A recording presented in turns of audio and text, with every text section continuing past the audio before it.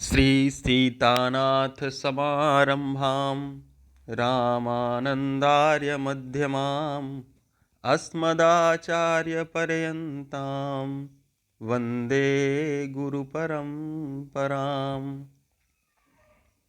आज का विषय है प्रत्यय। किसी भी धातु या शब्द के पश्चात जुड़ने वाले शब्दांशों को क्या कहते हैं? हम प्रत्यय कहते हैं। और उसमें कह रहे हैं कि जो धातुओं में जुड़ने वाले प्रत्यय हैं वह कृत प्रत्यय कहलाते हैं। ये प्रत्यय तिंग प्रत्ययों से भिन्न होते हैं। संज्ञा शब्दों में जुड़ने वाले प्रत्ययों को तद्धित प्रत्यय कहते हैं। और ऐसे प्रत्यय जो पुल्लिंग से स्त्रीलिंग बनाने के लिए शब्दों में प्रयुक्त होते हैं उन प्रत्ययों को स्त्री प्रत्यय कहते हैं। अब कृत प्रत्यय में बता रहे हैं कि कौन कौन से प्रत्यय होते हैं और इनका क्या उपयोग होता है। तो जिन प्रत्ययों को धातुओं में जोड़कर, धातु कहें तो क्रिया, धातुओं में जोड़कर संज्ञा, विशेषण या अव्यय आदि पद बनाए जाते हैं उन्हें कृत प्रत्यय कहते हैं। अब आगे कह रहे हैं कि अव्यय बनाने के लिए धातुओं में अक्त्वा, ल्यप और तुमुन प्रत्ययों का योग किया जाता है। या यूं कहें कि जिन धातुओं में अक्त्वा, ल्यप और तुमुन प्रत्यय का योग हो जाता है वह शब्द अव्यय हो जाते हैं, फिर उनका कोई रूप परिवर्तन नहीं होता। दूसरा, धातु से विशेषण बनाने के लिए सत्, त्रिसानच, तव्यत, अनियर, यत आदि प्रत्ययों का प्रयोग किया जाता है। तीसरा, भूतकालिक क्रिया के प्रयोग के लिए, अगर हमें भूतकाल का बोध कराना है तो उसके लिए त और तवतु का प्रयोग करना चाहिए। और इस अर्थ के लिए क्रिया के वाचक तव्यत, इस अर्थ के लिए जैसे पढ़ना चाहिए, जाना चाहिए, इस अर्थ के लिए करना चाहिए, इसके लिए हम तव्यत और अनियर और यत प्रत्यय का प्रयोग करते हैं। आगे कह रहे हैं कि अगर धातु से संज्ञा बनाना है तब कौन कौन से प्रत्यय उपयोग में आएंगे? त्रिच, तिन, लवणु, लवुड़, ल्युट आदि प्रत्ययों का योग होगा। कतिपय प्रमुख कृत प्रत्ययों का परिचय यहां दिया जा रहा है। अब जो मुख्य मुख्य कृत प्रत्यय हैं उनके विषय में विस्तार से कह रहे हैं। सबसे पहले दिया है उन्होंने अक्त्वा प्रत्यय। वाक्य में मुख्य क्रिया से पूर्व किए गए कार्य में पूर्वकालिक क्रिया को व्यक्त करने के लिए धातु में अक्त्वा प्रत्यय का योग किया जाता है। कहने का तात्पर्य, अगर एक ही वाक्य में दो क्रियापद हैं तो पहले वाली क्रिया का बोध कराने के लिए हम अक्त्वा प्रत्यय का प्रयोग करते हैं। जैसे उदाहरण देकर उन्होंने बताया कि मयूरः मेघम दृष्ट्वा नृत्यति। यहाँ दृष्ट्वा में मूल धातु क्या थी? दृश्य। और इस दृश्य धातु से अक्त्वा प्रत्यय का प्रयोग हुआ तो क्या बना? दृष्ट्वा। अब इसका अर्थ क्या हो गया? मोर मेघ को देख करके नाचता है। तो यह जो नाचने की क्रिया थी उसकी पूर्वकालिक क्रिया क्या हो गई? दृष्ट्वा, देख करके। पहले उसने मेघ को देखा और फिर उसने डांस किया, तो जो देखने क्रिया हुई वो क्या हुई? पूर्वकालिक। अक्त्वा प्रत्यय को पूर्वकालिक क्यों कहते हैं? ये पूर्व के समय का बोध कराती है।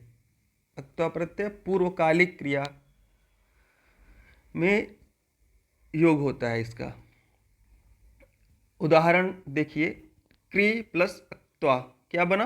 कृत्वा। अर्थ क्या देगा? या करके। जैसे उसने उदाहरण दिया कि कार्यम कृत्वा गृहम गच्छ, कार्य करके घर जाओ। गम प्लस अक्त्वा, गत्वा जा करके। आपणम गत्वा फलम आनय, आपण मीन्स होता है मार्केट, बाजार जाकर के फल ले आओ। नम प्लस अक्त्वा, नत्वा बनेगा नमन करके। सरस्वतीम देवीम नत्वा पाठम पठ, माँ सरस्वती को प्रणाम करके पाठ पढ़ो। पा प्लस अक्त्वा, पीत्वा, अर्थ क्या हुआ? पीकर।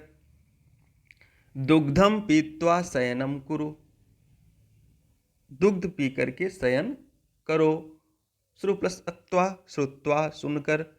वार्ताम श्रुत्वा आगतो अस्मि, वार्ता सुन करके, समाचार सुन करके आया हूँ।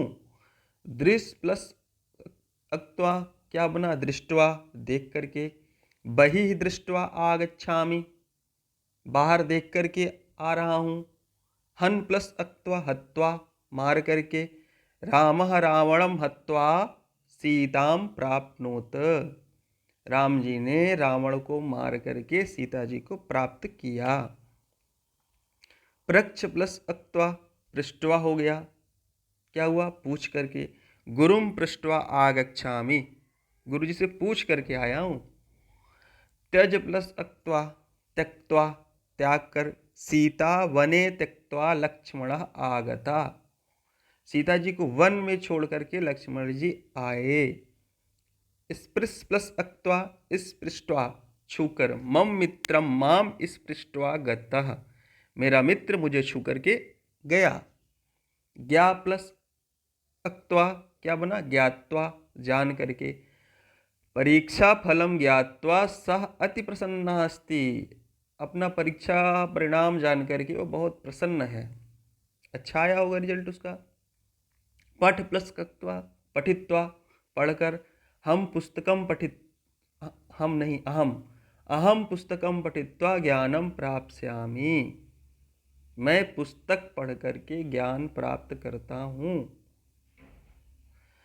पत प्लस अक्त्वा, पतित्वा, गिर करके। अश्वः पतित्वा उत्थितः, घोड़े से गिर करके उठ गया। पूज प्लस अक्त्वा, पूजयित्वा, पूज कर। देवीं पूजयित्वा मेलापकम गमिष्यामि, देवी जी की पूजा करके मेलापक मिलने के लिए जाता हूँ। अक्त्वा प्रत्ययान्त शब्दों का भी अव्यय के रूप में प्रयोग होता है, क्योंकि ये अव्यय होते हैं और इनके रूप में परिवर्तन नहीं होता। ये बात समझ लीजिए कि जिन शब्दों में अक्त्वा प्रत्यय का उपयोग हो जाएगा, फिर वह जो शब्द है वह अव्यय हो जाएगा। अव्यय इसके पूर्व आप पढ़ चुके हैं कि ऐसे शब्द जो ना तो किसी विभक्ति में, ना किसी लिंग में और ना ही किसी वचन में परिवर्तित होते हैं, अर्थात परिवर्तित नहीं होते। सर्वेषु लिंगेषु, सर्वेषु वचनेषु और सर्वासु विभक्तिषु ना परिवर्तिते, जो कभी परिवर्तित नहीं होते वो अव्यय कहलाते हैं। आगे दिया है उन्होंने ल्यप प्रत्यय, पूर्वकालिक क्रिया के अर्थ में ल्यप प्रत्यय का भी प्रयोग होता है। अभी हम पढ़ चुके हैं कि अक्त्वा प्रत्यय या पूर्वकालिक क्रिया के लिए होता है, पढ़ करके, जा करके, और उसी प्रकार ल्यप प्रत्यय भी पूर्वकालिक क्रिया के अर्थ में प्रयुक्त होती है। तो इन दोनों के बीच में मूलभूत अंतर क्या है? तो कह रहे हैं जहां पर धातु से पूर्व कोई उपसर्ग लगा हो, अगर धातु है उसके पूर्व उपसर्ग लगा है तो ल्यप प्रत्यय का प्रयोग करेंगे, उपसर्ग नहीं है तो कक्त्वा होगा, है ना। वहाँ कह रहे हैं कि वहाँ कक्त्वा के स्थान पर ल्यप प्रत्यय का प्रयोग किया जाता है, कहाँ? जहाँ पर उपसर्ग लगा हो। ल्यप प्रत्ययान्त शब्द भी अव्यय के रूप में ही प्रयोग किए जाते हैं, और जो जिन शब्दों से ल्यप प्रत्यय लग जाता है वह शब्द भी अव्यय बन जाते हैं और उनका प्रयोग भी अव्यय के रूप में किया जाता है। इनके रूप में भी परिवर्तन नहीं होता। अब जब कोई शब्द अव्यय हो जाएगा तो उसके स्वरूप में परिवर्तन होना ही नहीं है। उदाहरण के लिए देखिए, प्र धन नम धन ल्यप। देखिए, नम के पूर्व में उपसर्ग लगा है प्रा, इस कारण यह प्रत्यय आया ल्यप। अगर उपसर्ग प्र नहीं होता तो हम कक्त्वा प्रत्यय का प्रयोग कर सकते थे, लेकिन उपसर्ग होने से नहीं हुआ अक्त्वा का प्रयोग, हुआ किसका? ल्यप का। और बनेगा क्या? प्रा धन नम धन ल्यप बना प्रणम्य, प्रणाम करके। पहले बनेगा प्रणम्य, फिर नकाड़ा हो जाएगा तत्व विधान से और प्रणम्य बनेगा। तो प्रणाम करके, गुरुम प्रणम्य सह पठति, अपने गुरुजी को प्रणाम करके वह पढ़ता है। वि धन गा ज्ञा धन ल्यप विज्ञाय, जान करके। वारताम विज्ञाय तुम आगच्छ, वार्ता जान करके तुम आओ। आगम ल्यप आगत्य, आकर। गृहात आगत्य सह पाटलिपुत्रम गतवान, घर आकर के वह पाटलिपुत्र गया। पाटलिपुत्र पटना को आजकल कहते हैं। आधन दाधन ल्यप आदाय, आकर लाकर। किम आदाय सह समायाता, क्या लाकर के वह समायाता आ गया। वि धन स्मृत धन ल्यप विस्मृत्य, भूल कर। पाठम विस्मृत्य सह किंग कर्तव्य विमूढ़ अभवत, पाठ को भूल करके वह किंग कर्तव्य विमूढ़ हो गया। किंग कर्तव्य विमूढ़ कहने का मतलब क्या करें क्या ना करें, इस उहापोह की स्थिति में आ गया। वी धन जी धन ल्यप विजित्य, जीत कर। शत्रुन विजित्य राजा प्रसन्न अभवत, शत्रुओं को जीत करके राजा प्रसन्न होते हैं। उत धन डी धन ल्यप उड्डीय, उड़कर। खगा उड्डीय प्रसन्ना भवंती, पक्षी उड़ करके आकाश में खुले मन से बहुत प्रसन्न रहते हैं। आधन्नी धन ल्यप आनीय, लाकर। शिष्या शुल्कम आनीय गुरुवे दत्तवान, शिष्य शुल्क ला करके अपने गुरुजी को देता है। उपधन क्रिय धन ल्यप उपकृत्य, उपकार करके। क्या दिया है? सज्जना उपकृत्य विस्मरंती, जो सज्जन लोग होते हैं किसी पर उपकार करके फिर वह भूल जाते हैं। प्रधन आप धन ल्यप प्राप्य, प्राप्त करके। छात्र परीक्षा फलम प्राप्य प्रसन्न जातः, छात्र परीक्षा फल प्राप्त करके बहुत प्रसन्न होते हैं। प्रधन दाधन ल्यप प्रदाय, देकर। निर्धनेभ्यः धनम प्रदाय धनिकः गतः, निर्धनों के लिए धन दे करके जो धनिक था वह चला गया। सम धन स्पृश धन ल्यप संस्पृश्य, क्या बनेगा? संस्पृश्य। इसको देखेंगे ध्यान से, स्पर्श करके। पितुः चरणम संस्पृश्य सह आशीर्वादम प्राप्तवान, पिताजी के चरणों को स्पर्श करके उसने आशीर्वाद प्राप्त किया। उत धन त्रिधन ल्यप उत्तीर्य, उत्तीर्ण करके। दशम कक्षाम उत्तीर्य सह उच्च विद्यालय प्रवेशम अलभत, 10वीं कक्षा को उत्तीर्ण करके उसने उच्च विद्यालय में प्रवेश लिया। ठीक है, आगे है अपना तुमुन प्रत्यय, जिसका तुम शेष बचता है। निमित्तार्थक दिया ब्रैकेट में। यहाँ निमित्त के लिए अर्थात क्रिया को करने के लिए, इस अर्थ में धातु के साथ तुमुन प्रत्यय लगता है। कह रहे हैं कि जब दो क्रिया पदों का कर्ता एक होता है तथा एक क्रिया दूसरी क्रिया का प्रयोजन या निमित्त होती है तो निमित्तार्थक क्रियापद में तुमुन प्रत्यय होता है। ठीक, उदाहरण से देखेंगे स्पष्ट होगा। सुरेशः पठितुम विद्यालयम गच्छति, एक ही कर्ता है इसमें सुरेश, और वाक्य में पढ़ना और जाना ये दो क्रिया है, जिसमें पढ़ना क्रिया प्रयोजन है और जिसके लिए सुरेश विद्यालय जाता है उसका प्रयोजन क्या है? पढ़ना। लेकिन पढ़ने के लिए ही तो जाता है और जाना उसकी क्रिया है, तो जिसके लिए सुरेश विद्यालय जाता है। अतः पठितुम में तुमुन प्रत्यय है। निमित्त क्या है उसका? पढ़ना। समय, वेला आदि कालवाची शब्दों के योग में भी धातुओं से तुमुन प्रत्यय होता है। अगर कहीं पर समय, वेला या काल का बोध करना है तब भी तुमुन प्रत्यय का उपयोग होता है। जैसे स्नातुम वेला अस्ति, यह स्नान की वेला है। पठितुम समयो अस्ति, यह पढ़ने का समय है। ऐसा तुमुन प्रत्ययांत शब्द भी अव्यय होते हैं।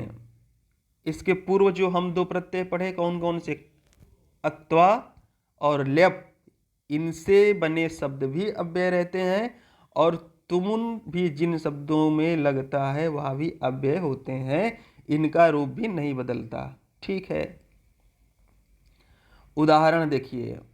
गम प्लस तुमुन क्या हुआ, गंतुम, जाने के लिए। सह गृहम गंतुम उद्यतः अस्ति, वह घर जाने के लिए उद्यत है, एकदम तैयार है। हन प्लस तुमुन, हंतुम, मारने के लिए। मृगम हंतुम सिंहः समुद्यतः अस्ति, हरिण को मारने के लिए शेर शेर भी समुद्यत है, तैयार है। पाधन तुमुन क्या बनेगा, पातुम, पीने के लिए। जलम पातुम सह नदीम गतवान, जल पीने के लिए वह नदी गया। स्ना प्लस तुमुन, स्नातुम, स्नान के लिए। सह स्नातुम तरणतालम अगच्छत, वह स्नान के लिए तरणताल गया। तरणताल कहें तो स्विमिंग पूल गया। दा प्लस तुमुन, दातुम, देने के लिए। उत्तमः जनः ज्ञानम दातुम इच्छुकः भवति, जो उत्तम लोग होते हैं वह अपने ज्ञान को दान करने के लिए इच्छुक रहते हैं, तैयार रहते हैं। प्रक्ष प्लस तुमुन क्या बनेगा, प्रष्टुम, पूछने के लिए। छात्रः प्रश्नम प्रष्टुम समुत्सुकः भवति, छात्र प्रश्न पूछने के लिए उत्सुक है। दृश प्लस तुमुन, दृष्टुम, देखने के लिए।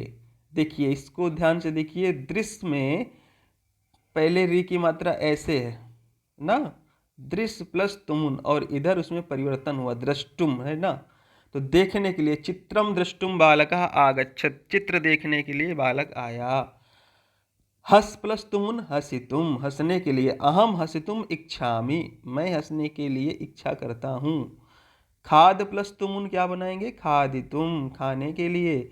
बालकः आम्रम खादितुम इच्छति, बालक आम खाने की इच्छा करता है। हम सभी भी आम खाने की इच्छा करते हैं। क्रीड प्लस तुमुन, क्रीडितुम, खेलने के लिए। शिशु कंदुकेन क्रीडितुम इच्छति, शिशु कंदुक से खेलने के लिए इच्छा करता है। भास प्लस तुमुन, भाषितुम, भाषण के लिए।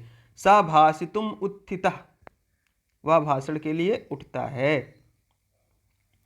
जीव प्लस तुमुन, जीवितुम, जीने के लिए। सर्वे जीवितुम अभिलषन्ति, सभी जीने के लिए इच्छा करते हैं, इस संसार में सभी जीना चाहते हैं।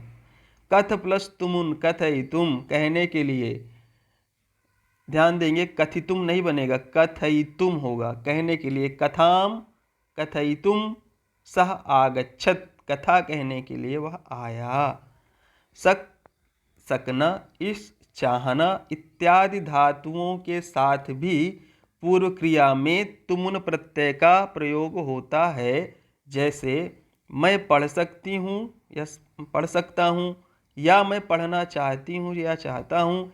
इन वाक्यों में पढ़ना और सकना, पढ़ना और चाहना, ये दो दो क्रियाएं हैं। अतः पढ़ना क्रिया में तुमुन प्रत्यय का प्रयोग होता है। ठीक, उदाहरण कह रहे हैं, अहम पठितुम शक्नोमि, मैं पढ़ सकता हूँ या पढ़ सकती हूँ। अहम पठितुम इच्छामि, मैं पढ़ने की इच्छा रखता हूँ। बालकः तरतुम शक्नोति, बालक तैर सकता है। सा गातुम शक्नोति, वह गाना गा सकती है। त्वं किम कर्तुम शक्नोषि, तुम क्या कर सकते हो। ते चलितुम न शक्नुवन्ति, वे चल नहीं सकते। वयम धावितुम न शक्नुमः, हम दौड़ नहीं सकते। तुमुन का प्रयोग करते हुए इच्छुक, जिसकी जिस कार्य में इच्छा हो, ऐसे अर्थ वाले संज्ञा पद भी बनाए जा सकते हैं। जैसे गंतुकामः, जाने की इच्छा वाला। बद्धुकामः पढ़ने की इच्छा रखने वाला, बद्धुकामः काम में जो बद्ध है, तत्पर है। चलितुम कामः चलने के लिए जो इच्छुक है। लेखितुम कामा लेखने के लिए कोई तैयार है बालिका। हसितु कामा ये भी बालिका हंसने के लिए रेडी है। वक्तु कामा इत्यादि जो बोलने की इच्छा रखती है। ऐसे इस प्रकार कक्त्वा, ल्यप और तुमुन प्रत्यय के उदाहरण पढ़ने के उपरांत हम दिए गए अभ्यास कार्य को करेंगे और अभ्यास कार्य के उपरांत हम इसे और अच्छे से समझ पाएंगे। अभ्यास कार्य आप अपने से करेंगे। धन्यवाद।